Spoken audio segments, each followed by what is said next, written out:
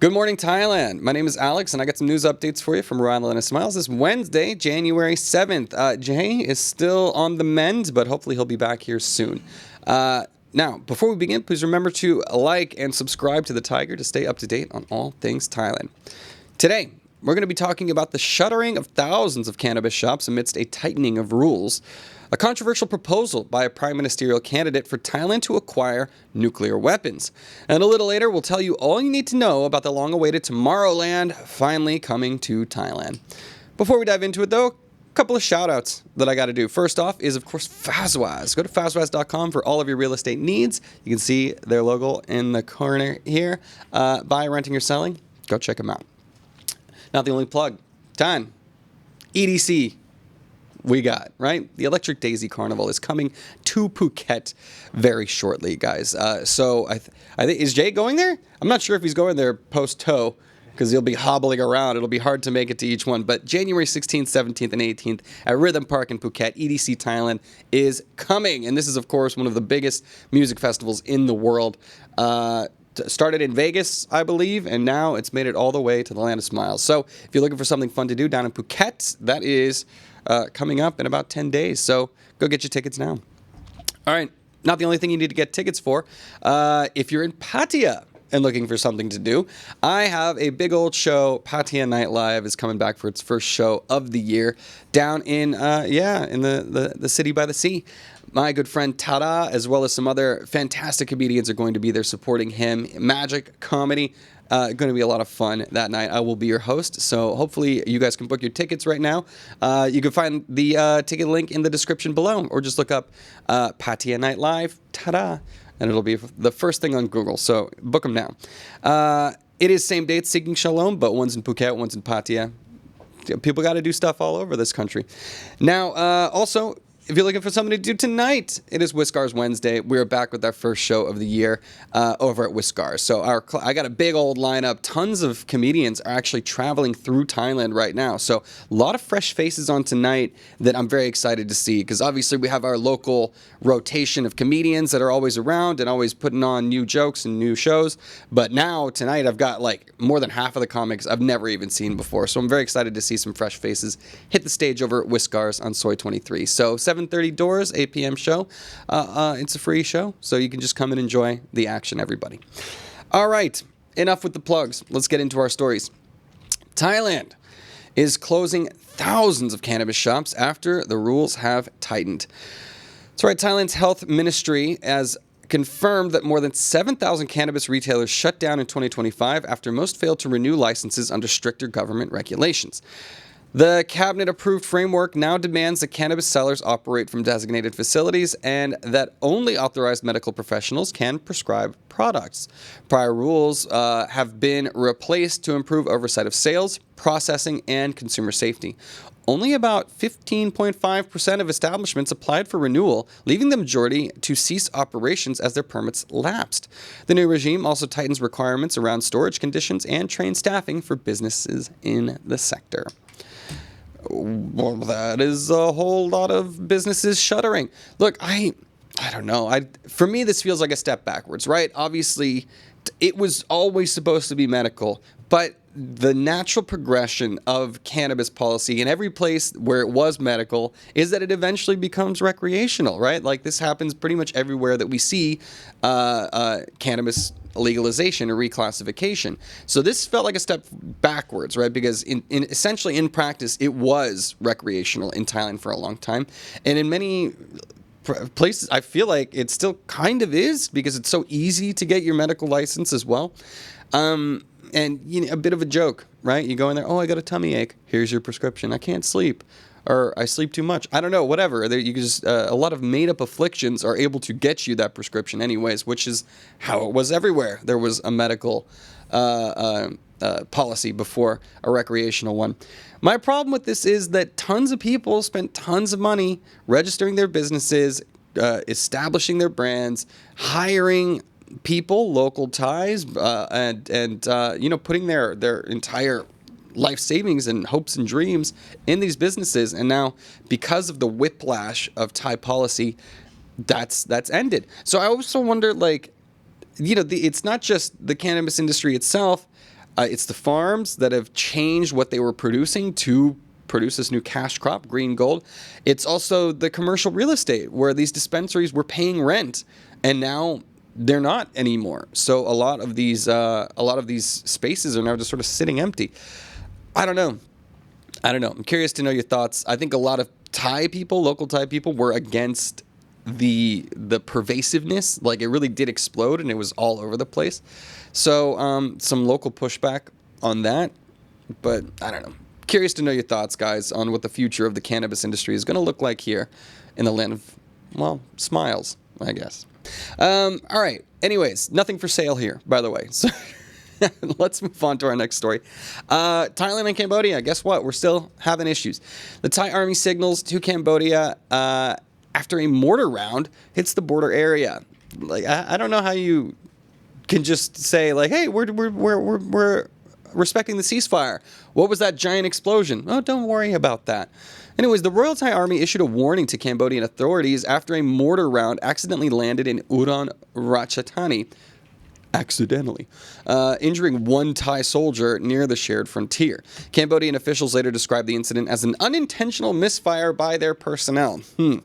Thailand's military has stated it will respond under self-defense rules if similar incidents recur. Forces on both sides have been in a heightened state of alert amid efforts to maintain a fragile calm following last year's border clashes. Residents in the border districts were told daily life could continue normally as the situation is being closely monitored. Well, I don't know if mortar rounds accidentally landing qualifies as normalcy, but come on, dude. What do you think? Oops, we accidentally mortared you? I don't think that's an oops situation. That's a very serious violation of what is supposed to be a tenuous ceasefire agreement. I just don't even know what to say to it. This is something that I hate about the state of politics and international diplomacy right now, is that people just seem so, even if this is true, right?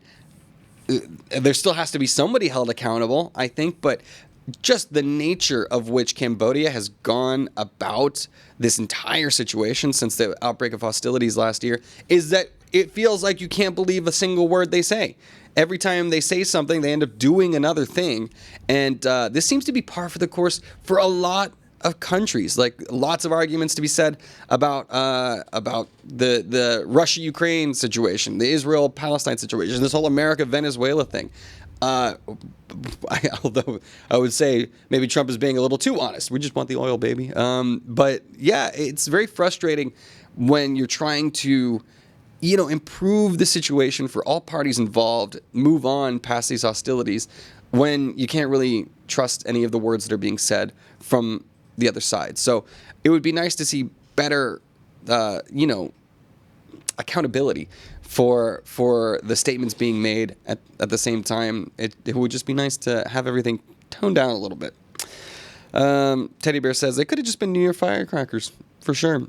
And Mojo says friendly fire is more likely than this happening. I don't know, but accidental mortar launches don't seem like that should be happening.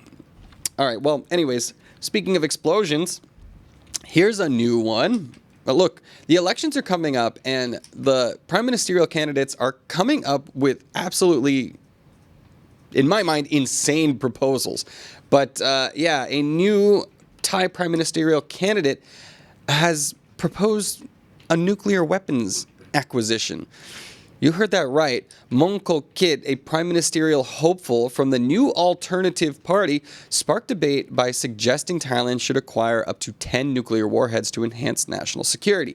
He argued on social media that the cost of such weapons would be reasonable compared with other defense spending. That cost coming in at about 10 million USD, I believe. Convert that to baht. But anyways, the idea quickly went viral online, but drew widespread criticism from commentators who viewed it as unworkable for Thailand's geopolitical context. Critics also pointed out the international legal and diplomatic obstacles to a non-nuclear state gaining such capabilities. Military analysts labeled the plan impractical and cautioned that it could isolate Thailand regionally. One of my favorite comments on the ASEAN Now thread about this was like, where are they going to get it from? Shopee or Lazada? Lazada nukes. Look, first of all, That's a lot of money that they're going to end up spending on nuclear warheads, which is meant to be a deterrent. Okay, boo, don't waste all that money. We could be spending that on education, healthcare, social programs, blah, blah, blah. But also, who the hell is going to sell Thailand a nuke?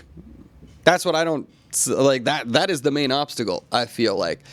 Look, there are ways to, certainly the West is probably not going to be doing that, and Thailand has much closer ties if we're talking about nuclear powers to the Western powers. Doubt China doesn't, doubt Russia doesn't, doubt North Korea does it. So it's an interesting, it just seems like he's trying to catch some headlines and create some buzz and attention around his campaign for what is a very small political party. He probably doesn't have much hope, but this is politics, baby. We got to create headlines, generate some buzz, even though sounds like mostly BS. So, anyways, maybe Pakistan, as Klaus says. Look, I doubt Thailand's becoming a nuclear power anytime soon. But here I am. He's tricked me. I'm talking about it. What do I know, though? All right, let's move on. Here's a crazy story, also involving politics. Look, a nurse is alleging a politician's role in her imprisonment and subsequent miscarriage. A Thai nurse has publicly blamed a senior Thai party figure for her imprisonment and the subsequent loss of her unborn child. The woman claims she let the deputy party leader use her bank account for what police later classified as an illegal financial transaction. Don't let people use your bank account. No victim blaming here, though. She did share details via audio posted online, saying she acted out of love and didn't understand the legal implications. The politician has not publicly responded to her accusations. The episode has drawn significant social media attention and intensified scrutiny of political conduct ahead of elections. Well, big fat old allegedly on all of that. It's her words against his, but seems sketchy, right? Like, so financial transactions that were being done in her name that she did not understand led to her imprisonment. But here's the thing, right? Like, so even if it's her imprisonment, that sucks. But now who's to blame? Like, maybe he could be to blame for that, but who's to blame for the neglect and lack of medical care that led to her miscarriage, which is just horrifying, which may have even been, I don't know if this was done for love. Could have even been, this is pure speculation, by the way, could have even been the politician himself. So who's to blame for that? That seems even more egregious. Sorry, both egregious, if true. But there seems to be a lack of accountability for who is to blame for her lack of care and medical attention. So, good on her for giving a voice to this and trying to save herself with some media attention here. But pretty horrifying stuff. And it seems like there should be a legal battle over what the truth is in this situation. But yeah, yikes. As Jody says, what a weird story. And Seeking Shalom asks, what was she getting out of it? Yeah, this is one of the things, right? People be like, hey, you'll get some money. Don't worry. We just got to use your name for it so that I am insulated from the risk of whatever repercussions there might be should we get caught. There has been crackdowns on the Thai banking system for shady and illicit transactions. So this seems like somebody got caught in the net. It could be intentionally getting rid of the child. I don't know. None of this makes sense. Obviously, Thailand, abortion, not legal, right, Tan? Nope. Not legal here. So, that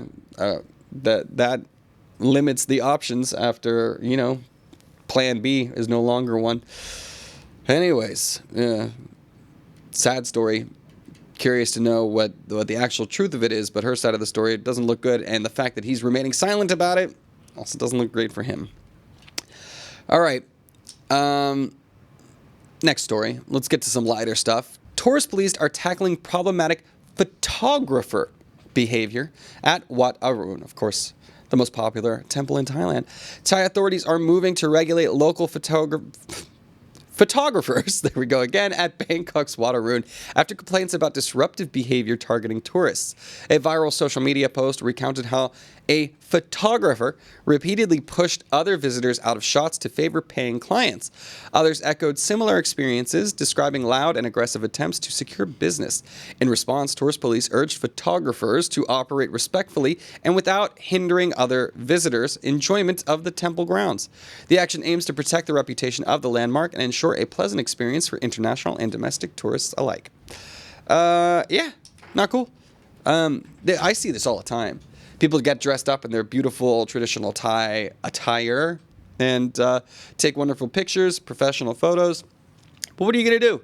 It's a tourist trap. There's going to be a lot of people there. There's, and these days, there's so many AI tools where you can like take the picture and then you can just AI the person out of them. Just do that. So stop ruining everybody else's good time. Damn photographers. Practicing your photography. All right, anyways. This is a thing in every big tourist attraction, though, isn't it? Like, as Seeking Shalom says in the comments, Times Square creatures, right? Like, they do it on the Walk of Fame in LA. It's a hustle. So these photographers make their money on getting these tourist pictures. But hey, if I'm a tourist and I paid money to get all the way to Thailand and to come see the beautiful Wat Arun, I want to get my pictures too. Only seems fair. Anyways, let's move on. A British traveler has gone viral after praising the 5G coverage at sea in Thailand. Yeah, pretty good coverage out there. I've noticed it myself. A British tourist TikTok video showing strong 5G signal while at sea in Phang Nga province has gone viral. He contrasted the reliable Thai mobile coverage with what he is used to in London. Viewers around the world reacted to the footage, prompting discussions about the quality of Thailand's telecom infrastructure. I've been usually pleasantly surprised by it. Many Thai internet users responded with pride in the country's technological reach. The clip highlighted long-range connectivity, even in maritime areas, which surprised and impressed viewers internationally, as well as myself. I've definitely been out on the boats out there and been like, oh, cool, I can still hit my Spotify, enjoy some music. If I get bored on the trips, I can check my social media. Never had a problem out on the ocean generally when I've been in Thailand, which is good because so many tourist activities happen on the ocean. It's also good for peace of mind in case you get into some trouble out there, right? I have a big phobia. I think I watched Jaws too young. But, anyways, it's nicer to know if I need to call for help. I do have that coverage. So, for me, I'm curious to know you guys. Do you guys use True or AIS? AIS. AIS? Me too. AIS is better, right? Yeah. Sorry, True. I didn't mean to say that. I use True for my wired internet at home. And then AIS for, I don't know. What do you guys use? I'm just curious to know. All right. The defamation lawsuits are coming in anytime soon. Let's take a quick Fazwaz break time before we get into the last two stories of the day.